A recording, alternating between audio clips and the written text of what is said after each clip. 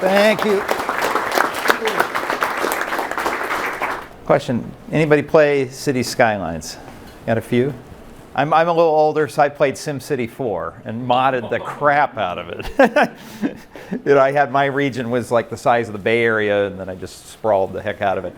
Because on these, you get to be a road king, right? You get to pick wherever you want it to go. You just plop it down. And how many of you are expecting to be a road king or queen when you graduate? Like being able to just plop the road down wherever you want it, right? Ideally, but maybe not, right? And we'll get into that. Well, it turns out there are no road kings. Like whoever has the gold makes the rules, right? And different agencies and different owners own different roads. So, okay, quiz time. 57 freeway out there. Who owns it? Caltrans, state of California, right? And then they authorize the Department of Transportation within that on our behalf as Californians to maintain it. I-10, who owns it? Huh? Make a guess. Caltrans. So the 10th Amendment of the Constitution says anything that the Constitution says you can or can't do, it goes to the states. That's why, have you ever noticed you don't have an America driver's license? You have a California driver's license. You have California plates. And all the highways, other than national parks, military bases, maybe occasionally something for the post office, all the roads are done at the state level, or the state delegates it down from there. So it's Caltrans. Now, the federal government dumps a lot of money into helping Caltrans maintain it, right? But Holt Boulevard, who owns that? City of Pomona. Pomona or Ontario, but same street, right? We'll give it a chance here. Riverside Drive, who owns that? Riverside. Well, Riverside Drive, like right across the freeway here. I'm guessing Pomona. Probably West Covina. It's outside the city limits. It's the county. The neighborhood across from Cal Poly, who owns and maintains that road? Who got to design it? Home builder. The builder, yeah. Yeah, I've got Back to the Future there, but you get the idea. But when you're done building it, you dedicate it to the city, and now it's Pomona's, right? Trailer park just over here. Probably the trailer park owner. Yeah, the trailer park, because they don't want to deed that to the city, and the city doesn't want it. I live in a trailer park, so I can make fun of it. Costco. Yeah, probably Costco. Or in a shopping center, right? Whoever owns the shopping center got to design it, control it. So as you can see, there's different owners who make the rules, right? So if you want to be a road king or a road queen and be the one in charge of, like, I'm going to plop down the road where I want it, well, I got my solution. I'm going to run for governor. Forget 28 by 28. We're going to have 30 new freeways by 2030 because I'm the governor now. And that's a good thing, too, because I've got a lot of freeways planned here. We're going to build all of these. Why are you groaning? I should hear cheers, right? We're going to go across Santa Clarita on the 126. We're going to build something up through Topanga State Park. We're going to build this 90 freeway that's you ever notice on the 405 there's like a stub freeway that doesn't go anywhere? We're going to come up through Beverly Hills and connect to the Hollywood freeway. South Pasadena, we're tearing that out finally. Oh, the tunnel between Orange County and Corona, we're going to finally build that because I'm the governor now, right? There's a problem. So I want to build you lots of nice new freeways because I'm Governor Road Guy Rob, but the problem is I don't have money to build it, right? So where do I get the money from? Sacramento, Washington, D.C. And the problem is the people there are elected in, they may have different priorities because Californians might not want a freeway going through Beverly Hills. Well, let's talk about that freeway through Beverly Hills. This actually almost happened in the 50s. So you have people who voted in county supervisors for Los Angeles County who said, there's a lot of traffic. Wouldn't that be great to leave LAX and go straight up to North Hollywood and go right through the heart of Hollywood? So they were supporting this, and then Beverly Hills, a few years later, they have a mayor who's trying to work with the LA mayor in the early 1960s and be like, we got to stop this thing. You can't run a freeway right through Beverly Hills, through Hollywood. I mean, this is the 10 freeway down here. They were going to make the Santa Monica Boulevard a freeway going east and west. That didn't happen. This is Fairfax. So like CBS and Price is Right and everything just right through there. Well, who gets to decide if that gets built or not? right? Whether the state of California, because you have some Californians who want it, some who don't. There's a third thing you get looking at here. These are all current Caltrans projects right now that all want money as well. So the answer, maybe you don't even build it because somebody else fights for the money, right? Okay, governor's not a king because they got to deal with Sacramento, and you got to deal with 36 million Californians who have different ideas, right? Favorite beach? Seal Beach. Seal Beach, why? Because there's rough waves. Rough waves? And it's good for boarding. Was it flips you upside down on your boogie board? Yeah. Any others? Mandalay Bay. Where? Mandalay Bay. Mandalay Bay? Yeah, it's in Oxnard. Up in Oxnard? Okay, I guess I don't know the Ventura beaches. It's very nice. Nobody ever picks my favorite beach. Know what that one is? The one in front of LAX. Dockweiler, yeah. Yeah, so there's the end of the runway, and the planes are like 5 feet high when they go right over your head, and they take off. And nobody thinks of Dockweiler because it's behind LAX, right? By the way, this used to be a neighborhood here. See all these streets? Surfside. In the 50s, they tore it all down. But if you drive along this street here, you say you park and get out, you can still see like street lights and curbs and things. It's kind of interesting. So this is that street. So there's Surfside there, LAX over here, and the beach to the left. Does this look like a good road? No. Why? For maintenance. Well, yeah, that's true from a civil engineering standpoint, but also like the design of it. Yeah. Is this a good road? Slanted. What's that? It looks slanted. Yeah, probably trying to get the water runoff. But the others, people go pretty fast through here because it's wide open, because it's running behind LAX, not a lot of traffic. And you park on both sides of the street, and then you jaywalk over to the beach. And they had a problem with that. A 16-year-old kid got hit and killed. There was a big lawsuit for the city about like 10 years ago.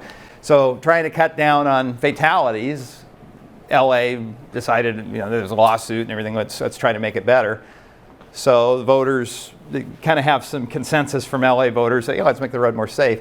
So they took a look at it and said, well, does it need to be 2 lanes each way? Maybe it could just be 1 lane each way, and then we could do something really cool. So I'm going to run for mayor now. Bike lanes everywhere. Every street, we're shrinking it down, putting a bike lanes. LA mayor next year, right? So as the king of roads for LA, they came in and did this. 400 on-street parking spots for the beach. I mean, I think that's pretty good, The trade-off is 1 lane each way. You can kind of see the traffic building up in there. But if you've ever gone out to Dockweiler, have you ever seen it like this? No? Because I think it lasted a month. So even though the city of LA had all the power to do this legally, well, what happened? Well, this is, I put piecing together. So this little street here, Vista Del Mar. If you live down here in Manhattan Beach or in El Segundo, theoretically you come over here, you go up the 105 to work, you get on the 405, you go into LA. But the problem is, what's this 405 like in the morning? Dog water. Yeah, I think it's about as bad as a freeway can get anywhere in the country, right? So, but if you live here, you cruise along this open road here behind LAX, and then you come up Culver Boulevard, and then you can finally hit the 405 or even just kind of keep going in. You're going to make a lot better time, right? Well, what did the city do here? Well, they took this nice 4-lane road and made it 2 lanes. So now there's traffic on this too. So it creates this tug-of-war between 2 goals we want to do here, right? The short trip and the long trip. Which one's right? Which one's the good one? The short trip or the long trip? Short trip. Are you sure? Well, I'm assuming short means as in like a short amount of time. So short trip meaning we want to focus on making it really nice to make this a destination. Long trip meaning I need to get from here to here as efficiently as I can. So is one of them good and one of them bad? I mean, they both need to be balanced. They both need to be balanced, right? And so I think sometimes that gets lost in the discussion with like urban planners, right? They're really focused on the short trip of trying to make a nice destination, lots of parking spots, calm the traffic, get everybody to go really slow, because we spent so much of the 20th century focused on making really efficient long trips that sometimes we have things that don't make a lot of sense, where you're at a destination, but you're like a downtown area, but then you set the speed limit to be 45 through downtown, right? Because you're focused on trying to like get everybody through, right? And so the big thing that they're pushing right now is short trips, but sometimes it comes at a cost. And so you talk to an urbanist type person, and you say, was this road diet the right answer? They'll say, absolutely, this is the beach, it's a destination, there's a cute little town here, this makes sense. But if you get talking to somebody who lives in Manhattan Beach, it's like, look, I have a really important job I got to get to that's way up here, and I need to get from here to here, and I literally can't doing it the way I'm supposed to. But this is valid, and you took it away from me, and now you've added several hours of driving to me every day. I don't know that that's an invalid position either, right? So I think you're right. You got to balance it. Now here's what kind of happened here is the councilman for the area at the time, Mike Bond, and this is in 2017. A bunch of people said, we're going to recall you because you took away our road to get places. I think a lot of the people who didn't even live in LA, they probably lived in Manhattan Beach and El Segundo, right? They started raising money. You had to be a voter of LA to do a recall, but it doesn't mean if you live outside LA you can't donate to a cause, right? And 1 month later, the Mayor Garcetti kind of fell on the sword on this one. He says, yeah, we tried this pilot program that showed maybe lane reductions are not the right approach in Playa Del Rey, and we'll find another way to ease congestion. And then they put it back. That's the way it is now. So, so who's the king here? Is it Mayor Garcetti? Is it Councilman Bonin? The answer is it's complicated, right? You start getting more fingers in the pie of trying to figure out what's right here. And in this case, it kind of went back to a status quo bias. I was thinking about this the other night. Had in the 1950s they'd made all the parking spaces one lane each way, and that was the status quo, and then later the city came in and tried to widen it, then people might be trying to recall the mayor for taking away all the beautiful parking spaces, right? But because this is the status quo, we kind of defaulted back to it, but anyway. So, okay, well here's one more thing I think is interesting. So you have Manhattan Beach down here, you have like Sepulveda Boulevard coming like this. So what happens to Vista Del Mar once you get into Manhattan Beach? Because for LA, they want it to be like a high-speed, heavy-duty road, right? Well, in Manhattan Beach's thing, they talk about reducing cut-through traffic, trying to slow people down. And this is Vista Del Mar when you get into downtown Manhattan Beach. It's very much a destination. Manhattan Beach suddenly cares about the short trip. So there's a little bit of hypocrisy there, but I just thought that was kind of funny. Okay, one more chance to be a monarch of transportation. I'm going to go be a private developer and build whatever I want, right? Nobody can tell me what to do. It's my land except for the standard drawings that the cities have and the zoning requirements of what I'm allowed to build there and all the public meetings I have for approval. So if nobody ever gets to have total unchecked power on picking where the road goes, how do we pick where the road goes then? Because governor, mayor, private developer. Convention. What's that? Convention. Convention? Like tradition of just like, but you still have to make a decision. Does the road curve left or does the road curve right? But similar to convention, I think the word I'm looking for is consensus. And now we're going to get all patriotic here. By the way, who's seen this photo? Yeah. Oh yeah. What is that? That's the KT freeway in Texas. No, because there's a canyon. It's a bad picture. It's low res. It's supposed to be the Sepulveda Pass, right? The 405 and show like, oh man, one more lane, just one more lane, and the urbanists all get all mad about the freeways. And remind people on the internet, and I don't have to, UCLA's Brian Taylor, traffic on the 405 can be awful, but let's get real. The idea that anyone would take this picture seriously is, well, alarming. That's not real. Way too many lanes. Right. That is not, this is traffic on the 405. It's bad, but it's not the apocalypse. The canyon's not even that wide, you know? So calm down, the 405. And in fairness, the 405 has to do a lot of work, right? Because you have the San Fernando Valley that has a population bigger than some states, divided by a mountain to the second biggest metro area in the country. And where's the next freeway? It's all the way over at the 101, and that thing was built in the 50s. So yeah, the 405's got a lot of work to do. So if we want to do something to like fix up the 405, make this work better, who gets to decide that? Like, let's walk through the process of like what we could do, right? So this is not a chart that professionals have made or anything. This is just over the years as I've covered transportation and I've kind of observed what it kind of looks like is the flow chart of how a road happens. You start with a goal, right? And then that goal kind of narrows down to like an actual concept of a plan of like, this is something that we actually want to do. You kind of check to see if there's public appetite to want to do it. You check to see if it's kind of feasible and, you know, can you pay for it? Can you actually build it? And then from there you can start to put some real concepts together of like, okay, specifically we could build this. And then check again to see if the public likes it. If they do, you have consensus. Most of the public likes the thing you want to do. You make a decision, you build it, then you have the lawsuit, and then it could go back to any stage of it because... Okay, so look at the 405. What's the goal? What would we want to do with the 405? Just go for it. Reduce traffic. Reduce traffic or at least make it move better. I mean, I don't know if you can reduce it because you've got economic activity that's happening here and economic activity that's happening there. So you could have a massive recession and that'll reduce traffic and solve the problem, right?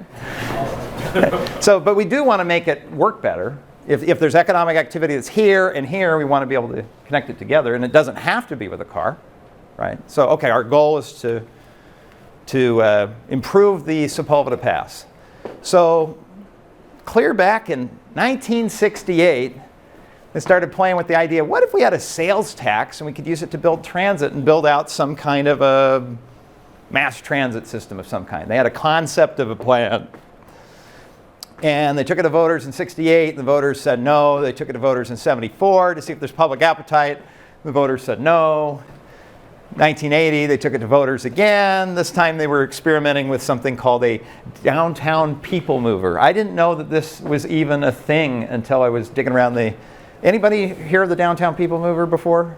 You have? So this was new to me, like just the other night, making the PowerPoint. It's like Vegas. Vegas monorail? Any Vegas monorail riders? Yeah. I don't know if it would have worked, like at Union Station and then just kind of, like, I don't think we would have gotten the downtown subway. I think it was like proposed by Disney. Was it? Yeah, something like that. That they wanted to build a monorail around downtown or something like that. We got all these extra parts. We got to unload them. Let's see if LA wants to buy them. But what you're doing is you're starting with something, is it kind of feasible financially, technically, you know. But because there were starting to be some transit things to get voters excited, in 1980, the transit tax passed, right? So now we move to the next step of we've checked for public appetite, and it's yes. Financial feasibility, that's suddenly gotten a whole lot better because now there's some money we can actually spend. So over the years, we built out, they went through all these steps. Metro did a goal, a concept, feasibility, try the different concepts, weigh it with public appetite, come to consensus, a decision, and construction. Light rail down to Long Beach and up to Pasadena and out to El Monte, and the subway through Hollywood, and the 105 line, and the one that goes out to Santa Monica, was at the Expo. And at this point I'm making up the colors because they dumped colors. The one that goes to the airport, what's that one called? K-line? Yeah. So it's the one for dogs. Oh, it's the K9. More public appetite. In 2016, they renewed, voters said, sure, let's do Measure M, build more transit. The Olympic Games kind of creates a little political push. So now they're at the point where they're saying, okay, we've got this corridor, let's build some concepts and weigh it against public appetites. So eventually we can build consensus and build something, right? So still a long road ahead, but it's going through the same process that all these other transit things did. So who do they need to check with when you're looking for public appetite? Who's what? The public. The public, but I mean, we're not like, anybody watch Pluribus yet, the new show? Okay, anyway.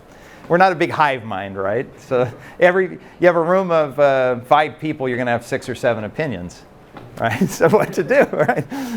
So you start going through, voters, okay, but specifically like, well, you got to bring in the city of LA, right? Because it goes to their city. And you got to bring in Metro because it's their project. You got to bring in Caltrans because it's running next to the 405. And you got to bring in, what is that? State of California. I'm sure they're going to be involved.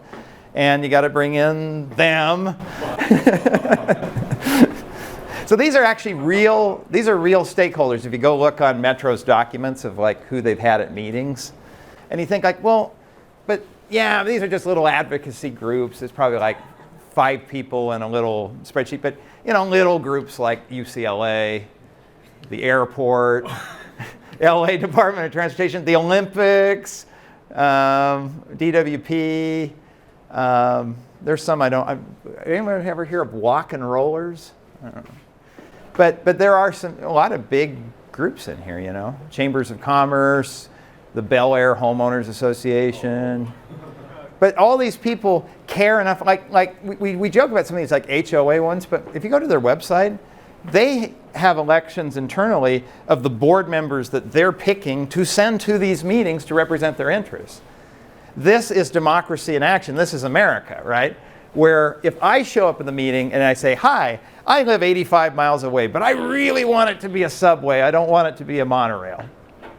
It's not going to get as much push as if I say, hey, I'm going to align my interests with one of these groups, join them, and as a big group, we can advocate as a group together. Because this is such a big project, building consensus there's going to be thousands and thousands of fingers in the pie, And we're not done. You still have the cities, Santa Monica, Culver City, for some reason, El Segundo and Santa Clarita. That's starting to get pretty far away, but them, they might want to know a little bit about it. And them, the Army Corps of Engineers, Federal Transit Administration, the Park Service, for some reason, they were at the meeting. And I forgot Metrolinx. I'm sticking them on it last. But so this is something where you look at it and you go like, what a mess. Like, what a disaster. But actually, I think this is something to be proud of. Because if you can build consensus, there's a lot of these, some of these groups are going to leave angry. Some of them are going to leave barely satisfied. Some are going to leave very happy. But the thing is, if you can build enough consensus with all of this, when you make your decision, you end up with a project that a lot of people can live with. It's going to be kind of politically robust and actually cross over the finish line. And more importantly, when it's done, the thing might actually be good. Because you had so many people involved. There were no kings or queens that just, thou shalt build it as a subway and it'll take this route. Now, where do engineers come in? We just give crayons to all these people and let them draw where it goes. So your job is at the technical feasibility. So when you're coming up with the concepts, you're coming up with concepts that will actually work. Because heaven forbid they actually pick one of the concepts. You don't want to give them a concept that won't work, right? So you do have a big say in it. But you don't get the say in it. Nor does the governor or the mayor, nor does the EPA, nor does UCLA, nor does Caltrans. Like nobody gets the final say. It's a whole process. How are we doing on time? Do I have time for one more example? Yeah. Okay. We'll go real quick here. Anyone see, I know many of you have not seen my videos. Anybody watch the one about Mira Mesa and the bike lane that lasted like a week? Okay. Well, don't spoil it. This is north of San Diego. You got the 15 freeway, the 805, the 5 here. In the middle here is the neighborhood Mira Mesa. You have Mira Mesa Boulevard, that's kind of the big arterial street that goes back and forth. And then here you have this like collector street. It connects all the neighborhood streets together, but one lane each way. And a lot of people ride their bikes on it because just the way San Diego's laid out, there's not a lot of through streets. And you don't really like riding your bike on Mira Mesa Boulevard. You drop down here and you go through the neighborhood. So this is what it looked like initially. And here groans. Why? How long did that last? Well, let's first talk about who was groaning about these. Why? Oh, I was groaning as a driver. As a driver. Because, that's okay. Now, I drive most of the time. Why would you groan as a driver? Because it makes me very anxious to see them right in front of me, because I always think they're going to fall over, and what if I then you get out and you lean over their carcass and you say, "Where'd you learn to balance yourself?"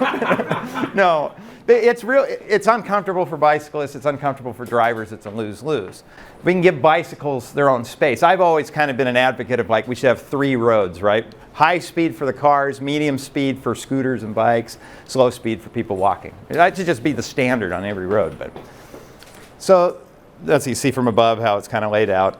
They could do a bike lane, but there's on-street parking, and the neighbors would really blow a gasket if you took their parking away. I mean, I get it. You got all that junk you store in your garage, so you only have 2 spots, and what if a 3rd or 4th person comes to visit one time a year? You need that spot in front of your house, right?